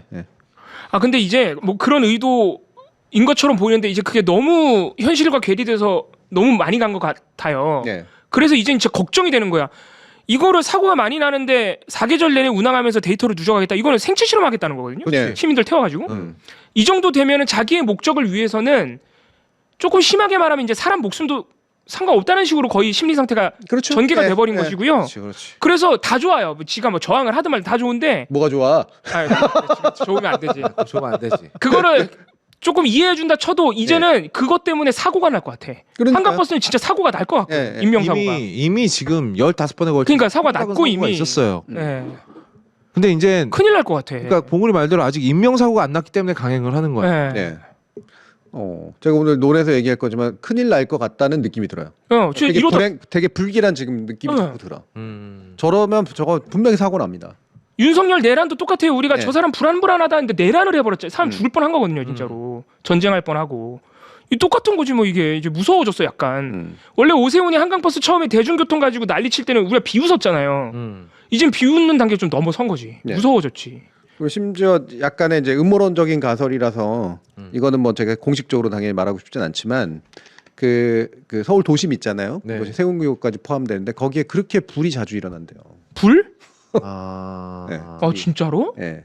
그러니까 물론 그 동네가 이제 재개발되기 직전이니까 수리도 잘 안 하고 그래가지고 그쵸. 방치되기도 하고 이래서 생기는 문제긴 한데 실제로 거기에 보면은 저기 을지면옥 있던 자리 예. 불타가지고 예. 그랬고 그 양미옥 있던 자리 불타. 맞아요. 그쪽 불 말씀하시는 거구나. 네, 네. 네. 근데 이거는 물론 이제 서울시가 직접 한다 뭐 이런 얘기는 당연히 아니고 그런 아. 상상을 하는 거는 이제 당연히 문제가 되니까. 서울시가 근데 특히 이런 재개발 밀어붙이려는 오세훈 시장 입장에서는 예. 뭐 빨리 수습해야겠다 마음은 들었어도 내심 반갑진 않았을까? 뭐 우리가 이런 의심을 해볼 수 있지 뭐. 예. 그러니까 그게 예. 이게 저는 그쪽 집단의 사고 아까 사이코패스적 사고 예. 있잖아요. 그러니까 이게 오히려 그러니까 여기 위험하다. 그러니까 이거 이미 엎어진 물이다. 그치, 재개발해야 그러니까 된다. 이거 재개발해야 된다라는 식의 논리로 쓰기 위해서 반갑게 받아들이고 있을 가능성이 되게 높아. 그렇지. 진짜 끔찍하다 근데. 네. 그 불들이 실제로 많이 났어요. 나 어디 말씀하시나 했는데 피막골에도 한번 불 났고 네. 그 일대 불이 진짜 많이 나긴 그런 했거든요. 것 같아. 근데 거기서 사람들이 삶의 터전을 다 잃었단 말이야. 네. 많은 장사하시는 분들이. 근데 오세훈은 거기 가지고 이래서 재개발해야 되는. 그렇지. 아마 이런 그런 거죠. 생각을 하지 않았을까. 아니 뭐 분명 이 사람 아마 그런 말도 할 수 있는 사람이에요. 그러니까 이런 게 원래 그 낙후된 지역을 정비하는 방법은 되게 여러 가지가 있거든요. 예. 싹 갈아엎는 방법이 우리나라가 지금까지 해온 방법이지만 박원순 시장 시절이나 중간중간 사실 서울에서 뭔가 이렇게 방침들을 마련할 때 싹 드러내는 게 아니라 재정비 개선해하는 방식들. 이를테면 화재가 덜 나게 이렇게 소방도로를 확보한다라든가 이렇게 그 소방 용수 같은 거 이런 것들 제대로 놓고 전기 같은 거 용량 키우고 이런 식의 이제 그 부분적으로 고치는 작업들을 할 수가 있거든요. 네. 네. 그런 방식으로도 충분히 개선도 가능한데 뭐 이왕이면 어차피 이렇게 된 바나 이렇게 낙후된 거는 싹 다 갈아엎어야 돼. 그렇지. 이 논리를 지금 아직도 네. 쓰고 있거든. 싹 다 갈아엎고 종묘 앞에도 그냥 140m짜리 짓고 음. 초고층으로 무조건 땅감 팍팍 올리고 예. 뭐 이런 마인드겠죠. 근데 말씀하시니까 생각나는 게 제가 정확하게 어느 지역인지 기억이 안 나는데 박원순 시장이 재선 때인가 어느 지역의 재개발 때문에 엄청 싸웠거든요. 조합끼리 네. 건물주하고 막 이런 사람들끼리 그리고 원주민도 있고 막 그래가지고 그게 저기 저 옥바라주 골목 얘기. 아 맞아요. 네, 그것도 있고 이제 제가 말한 을지면허 그 근처도 있고. 아 거기 또 있군요. 네, 그거 박원순 두 군데가 시장이 아주 모범적인 그 원주민과 개발을 원하는 조합원 또는 건물주 간의 화해를 이끌어내가지고 리모델링 방식으로 재개발을 하는 아주 모범적 사례가 있어요. 화해를 이끌어내가지고 네. 그 도시 경관을 크게 해치지 않으면서 막 또 네. 오세훈 같으면 거기다가 다 무너뜨리고 초고층 빌딩 지으라고 했을 거야. 그런 모범적 사례가 있지만 오세훈 시장은 완전 히 다른 방향으로 지금 가고 있는 거지. 네. 네, 부정적인 방향으로. 음. 그리고 제가 그저께 논인가 교수님 하신 논 보면서 정말 공감했던 게 오세훈 시장의 문제는 그리고 오세훈 시장이 이렇게 무리하게 밀어붙이는 거는 거의 100% 언론의 탓도 있다. 아, 예. 100% 언론의 탓입니다. 연일 오세훈 때리기, 김민석 국무총리 연일 오세훈 때리기 이런 식으로 급이 같아진 것처럼 기사를 써주고 있잖아요 지금. 그 구도를 만들고 있어요. 그러니까 제가 볼 때는 오세훈을 절대 지켜라고 하는 분위기인 거야. 네. 오세훈은 그 신문 기사 보고 속으로 예스 이랬을 거야. 그럼요. 네. 안타까운 것은 뭐 중도 또는 이제 진보라고 평가받는 매체에서마저 약간 관성적으로 네. 지방선거를 노린 민주당이 그러니까 그게 나는 네. 진짜 게으르다는 거야. 이건 말도 안 되는 거거든. 그러니까 그렇게 보려면 볼 수 있고 하지만 그거는 수준 낮은 분석이거든. 그 정도 시각은. 엄청 수준 낮은 거죠 진짜.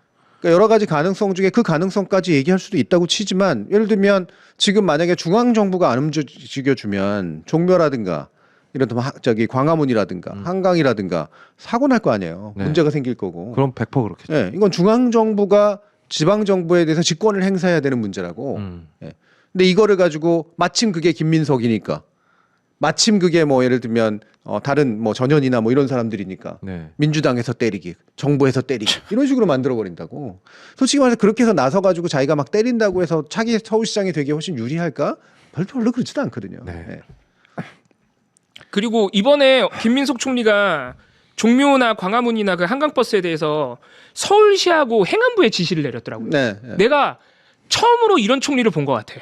아 물론 그 전에도 훌륭하신 총리 많았겠지만 아 총리가 그래 원래 이런 걸 할 수 있는 사람이야. 그럼요. 그 힘이 있는 사람. 네, 지자체장한테도 서울시한테도 지시를 내릴 수 있어. 나 할 네. 수 있. 네가 이거 하고 있는 사람 이거 위험한 것 같아. 네. 행안부랑 같이 점검해서 보고해. 그렇지. 아 이게 총리구나. 우리가 그동안 한덕수만 봐가지고.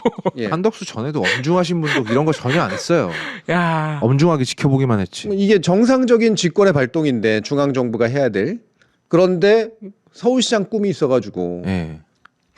그 자리를 이용해 먹는 사람 정도로 만들어 으로 만들어 버렸잖아요. 네. 근데 이러다가 이제 김민석 총리가 서울시장 선거 안 나오잖아요. 그럼 언론들은 그럼 뭐 입싹 닦겠죠. 그러니까 여기도 그래요. 여기도 이 자식들도 책임지는 게 없으니까 그냥 막 지르는 거야. 예. 그리고 아. 오세훈 서울시장이 지금 아예 얘기조차 안 나오는 게 있는데 싱크홀 대비는 하고 있는 겁니까? 그러니까 그것도 겨울 되면 이제 네. 수도관 얼어 터져가지고 싱크홀 더 많이 생길 건데요. 생길 때마다 사람이 죽어나가는데 조정신에 아마 이번 겨울에 뭐가 터져도 터집니다. 제가 볼 때는. 너무 네. 무섭다니까요, 진짜. 네. 터질 것 같아, 진짜. 지난 그 이번 올해 그 홍수 특별히 피해 없이 넘어가서 정말 다행인 거지. 네. 뭐 터진다고 저따위 태도를 가지고 있어요. 대책 뭐 홍수 대책 뭐 세운 거 있어요? 오세훈이가 없잖아요. 지금 싱크홀 어디 뚫렸는지 공개도 안 하고 있죠. 그거 터져도 아마 중앙 정부 탓할 걸요. 네, 오히려 그걸로 이용해 먹기 좋다고 생각하니까. 네, 지난번 이태원 참사에서도 지는 피해 갔잖아. 네, 피해갔죠. 네. 야, 이거 진짜. 그래서 중앙 정부가 이게 그런 거 민주당이든 중앙 정부든 간에 그런 언론의 어떤 그런 수작질에 신경 쓰지 말고 쓸 직권 다 써야 된다고 해야 생각해요. 돼요. 네. 저거는 진짜로 국민의 생명을 상당히 위협하는 일들이 계속해서 일어나고 있기 때문에. 아니 그리고 정치 공세라고 자꾸 뭐라고 하는데 정치인이 정치 공세하는 게 뭐가 어때서요? 그러니까 이거 사람이 지금 다칠 수도 있는 상황에서 정치 공세든 뭐든 어떤 공세든 해야 되는 거 아니야? 그게 정치가 하는 일이지. 그러니까 그게 정치 공세고 그러면 거기에 너는 대답을 해야 될 거 아닙니까 오세훈 씨 정치 공세하지 말라고 할 게 아니라 이게 언론이 보도를 안 하니까 오세훈 씨가 저렇게 더 강행하는 게 확실해요. 왜냐면 한강버스도 진짜 한 2년 전인가 작년 초인가 MBC가 선착장부터 문제 있다고 보도를 했어요. 네. 네. 이거 선착장도 이거 실체 없는 회사가 공사하고 있다. 수백억 먹으면서. 근데 아무도 안 붙어. 다 잊혀졌어요. 지금도 마찬가지야. 아무도 진상규명 보도를 안 해. 오세훈 입장에서는 신나는 거지 뭐. 그러니까 예를 들면 강선우 의원에 대해서 그렇게 달라붙어가지고 난리 버거지를 치던 카령만 가지고 오세훈한테만 써도요. 오세훈은 찌끔하지. 차기 선거 안 될 수도 있을 것 같고, 어씨 이렇게까지 들고 일어난단 말이야. 그러니까. 이 되죠. 근데 이게 뭐가 더 정당성 있는 그 공격의 거리입니까? 자, 그 실체도 불분명한 보좌관에 관련된 그런 갑질 문제가 그렇게까지 민주적으로 중요해요? 아니면 오세훈이 이렇게 망쳐놓고 있는 예산, 그러니까. 세금, 국민 안전의 문제 이게 뭐가 더 중요한 거예요? 그러니까 이런 걸 지적하는 게 편향이라고 얘기하면 진짜 안 되지 이런 건. 예. 언론이 그나마라도 힘이 있는 게 그 분야인데 집중 화력을 쏟아부을 때 뭔가 사회가 움직이는 거니까. 네. 그럼 뭔가 더 그게 정치적으로 해석되든 뭐하든 간에 더 큰 문제에 집중을 해줘야지. 그 또 하나 저 불만 있어요. 이번에 개혁신당에서요.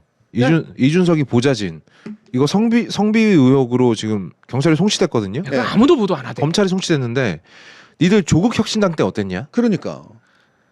똑같은 혐의거든. 아무도 보도 안 합니다. 심지어 개혁신당에선 그거 숨기고 넘어가려고 했어요. 네. 몰래 강등시켜가지고 네. 의원 면직으로. 예. 무슨 뭐 저 공부하러 간다고 빼고. 예. 처음에 거짓말했어. 네. 유학 간다고. 그래서 그게 국회 사무처에 들킨 거거든. 예. 그러니까 이게 어떻게 쓰리 콤보냐 그러면 네. 성비위 저질렀죠. 검찰이 송치됐죠. 그걸 가지고 거짓말하고 은폐하려고 그랬어요. 예. 이게 기사 쓰기 얼마나 좋아요. 당연하죠. 특히 이준석 맨날 젊은 정치인 이런 거 얘기하지만 알고 보면 지도 비슷한 거 걸려 있었던 사람. 네. 똑같이 처리한다. 지도 덮고 싶으니까 얘도 덮어준다. 야 하나 더 있네. 예. 걸게 4개야. 예. 야, 근데 진짜 아무도 보도 안 한다. 아무도 보도를 안 하잖아. 근데 이런 거 그냥 사이즈가 작아서 보도 안 한다고 치자. 그럼 조국 당대는 왜 그랬는데? 그러니까 이게 체계적 편향이 또 나오네 그럼. 나오고, 예. 언론도 마찬가지야 사법부랑. 그러니까. 어떻게 보면 언론의 체계적 편향은 너무 오래전부터 좀 확인된 것 같긴 한데 예. 이제 우리가 내란과 맞서 싸우고 있는 지금 이 시점에서도 그리고 이제는 너무 명백해 보이는 저쪽의 잘못에 대해서도 감싸줄 만큼 편향이 심해졌어요. 예. 훨씬 심해졌어요. 훨씬 심해졌어요. 난 이거 보도 안 하는 거 보고 난 처음에 이거 기사 처음에 뜬 거 보고 야 이 개혁신당도 이제 뭐 됐구만 했는데 어이구 무슨 소리? 이준석이 위기 한두 번 맞았습니까? 예. 예. 근데 그럴 때마다 언론들은 진짜 약속한 듯이 보도를 안 했어요. 그러니까 당장 대선 때 그 이상한 발언부터 해서 예. 완전 히 쫓겨났어야 마땅하지. 네. 예. 그리고 그 뭐 원래 명태균하고 연관된 건 그렇죠? 성적대 그 전에 성적대 의혹. 네. 얘가 진짜 윤석열이라는 더 이상한 인간한테 걸려가지고 네. 저 맞은 거 이거 네. 빼고 나면 네. 정치적으로 위기 맞아야 될 건들이 한두 건이 아니거든요. 이미 날라갔어야 돼요. 이거는- 언론이 집중포화해서 이미 날려버렸어야 된다고. 근데 CBS는 불러준다. 마이크를 줘. 야, CBS만 그런 건 아니죠. 예. 나는 이거 보면서 진짜 어이가 없더라고. 진짜로 어이가 없었어. 이준석이 예전에 조국혁신당에서 그 성비위 사건 있었을 때 뭐라 그랬습니까? 좌파들의 위선이 드러난 사건이다. 너는 뭔데? 너는 뭐가 드러난 거냐?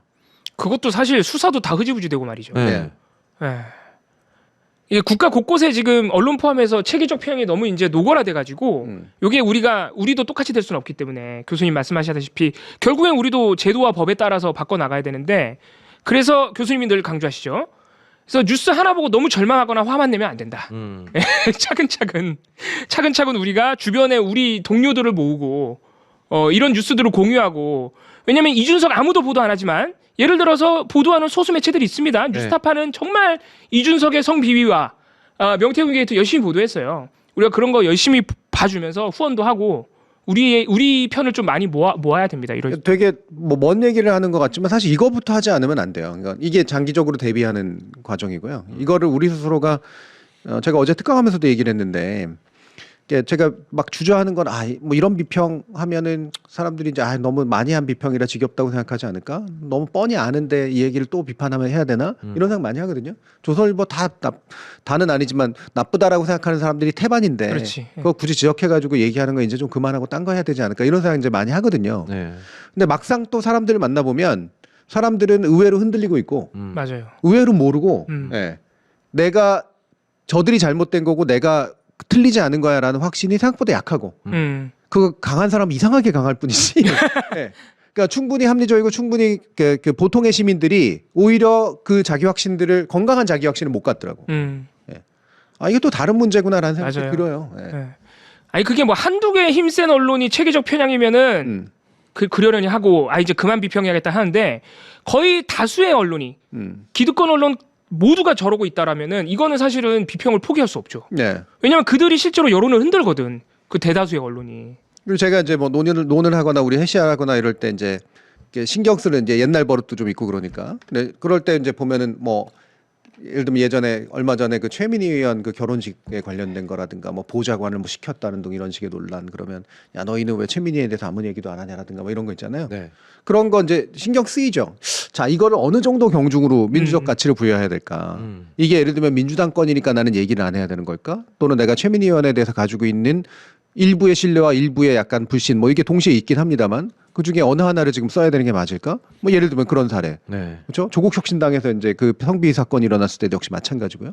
어떤 거는 어느 정도로 언급해야 될까를 늘 고민해요. 그렇죠. 예. 예.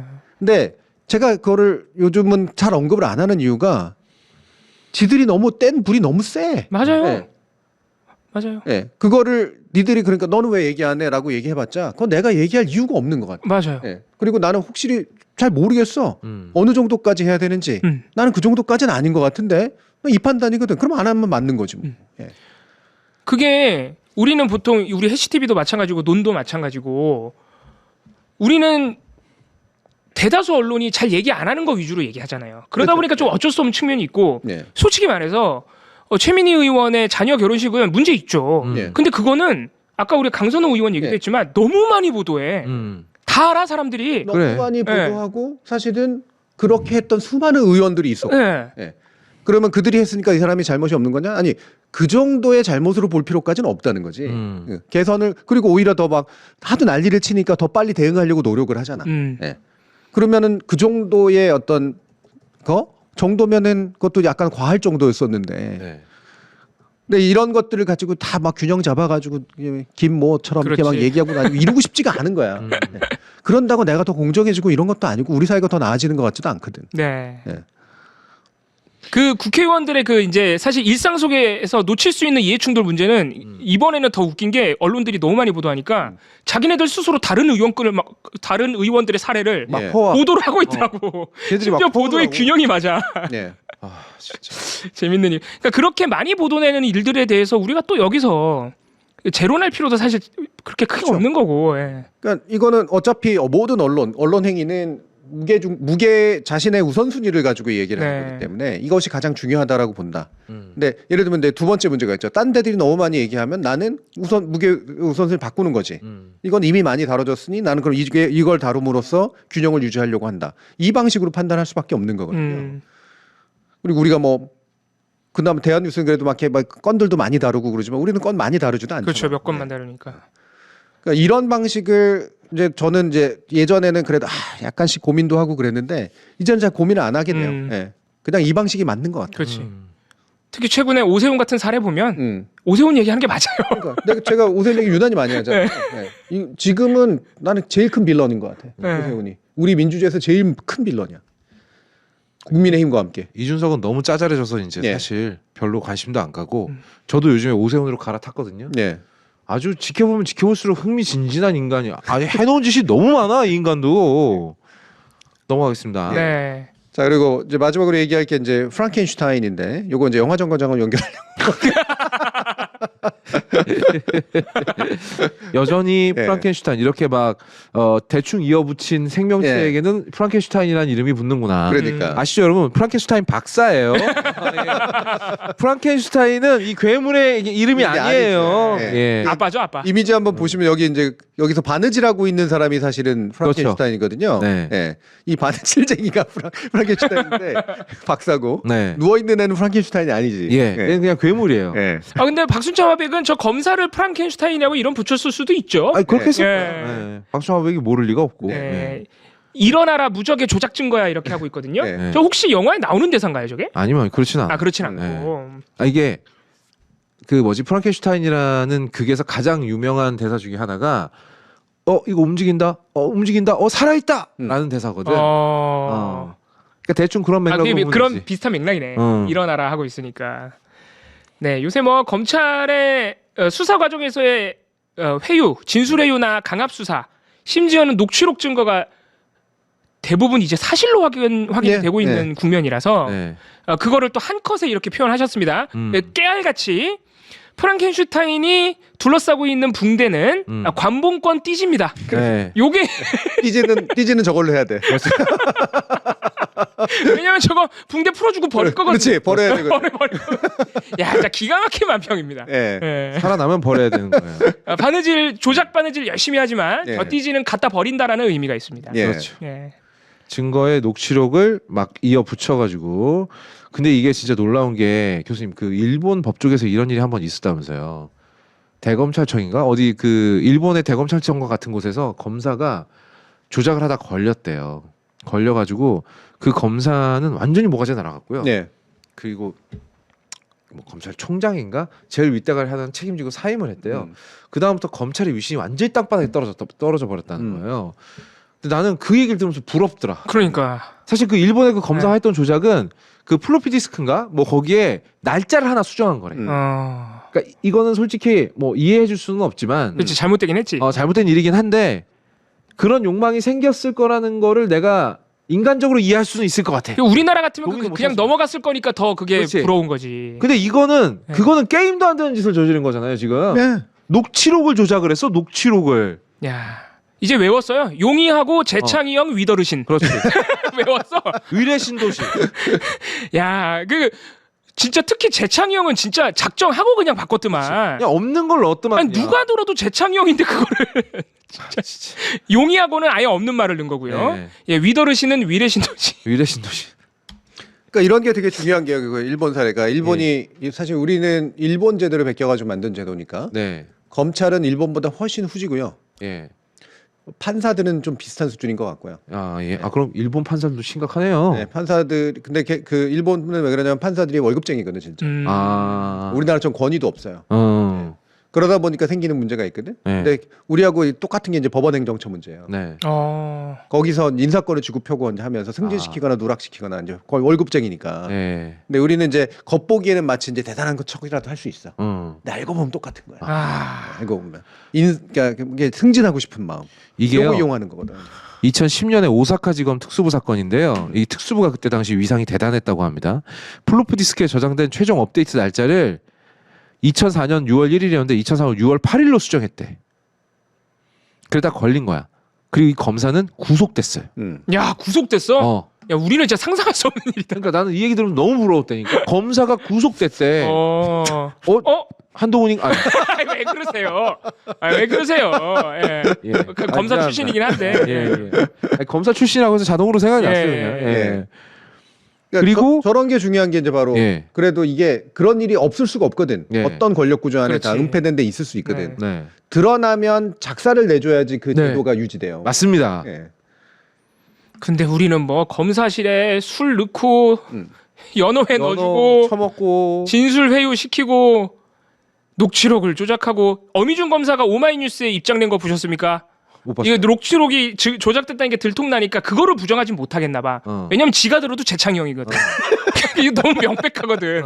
이거 뭐라고 했는 줄 아세요? 뭐라고 했어요? 아 그거 내가 서류에 내가 그 검찰판 녹취록 증거로 채택해서 제출한 사람으로 내 이름만 들어가 있는 거고 그 녹취록은 강백신 검사팀에서 줬어. 아, 지랄. 그러니까 내가 안 했다. 이제 와서 이제 책임 전가를 하기 시작합니다. 아, 나는 안 했어. 강백신 검사팀에서 준 거다. 그리고 두 번째는 1차 수사팀에서 준 거다. 남탓 시작됐습니다. 예. 오진다이. 야. 대단합니다. 예. 그래서 이렇게 그러니까 지금 이제 그 뭐 프랑켄슈타인이 마침 또 이제 인기를 끄니까 아마 일부러 박수천 하백께서 연상 효과를 위해 가지고 이제 만든 것 같고요. 저는 저 검사의 얼굴은 누구를 모델로 삼았을까를 좀 찾고 있는데 일부러 똑같이 그리진 않은 것 같아. 근데 뭔가를 이제 엮어 넣긴 했는데 저는 이 수염이 저는 제일 웃겼어요. 아무렇게나 잘한 수염. 네. 그러고 보니까 검사들 수염 없는데. 없지. 예. 아무렇게나 잘한 뒤에 장발이야 머리도. 머리도 장발이네. 약간 닥터 K 흉내 내신 건가? 약간 이제 빌런 같은 빌런성 주인공 같은 느낌 이런 걸 주려고 아마 한 것 같은데. 그런 의미도 있지 않을까요? 예. 사실은 검사 같은 중요한 일을 맡으면 안 되는 놈이 가짜 검사가 검사랍시고 증거나 조작하고 말이야. 예. 예. 우리 근데 저 누워 있는 저 크리처는 팔이 없네요. 손이 없네요. 아직 다 그것도 다 못 만든 거죠. 못 만든 상태로 들켰어. 예. 지금 이게 절차조차 엉망인 게 원작에서는 저 위에 대가리에 꽂은 바늘 보이죠? 네. 여기로 이제 전기를 흘려보내가지고 네. 살려낸다. 근데 지금 팔도 없는데 대가리에 바늘부터 꽂았다. 아직 팔도 안 붙였는데 그러니까. 전기부터 흘려내면 어떡하겠냐고. 그렇게 마음이 급했는데 조작이 잘 안 돼가지고 다 들켰잖아요 지금. 예. 그것까지 생각하신 거라면 나봉.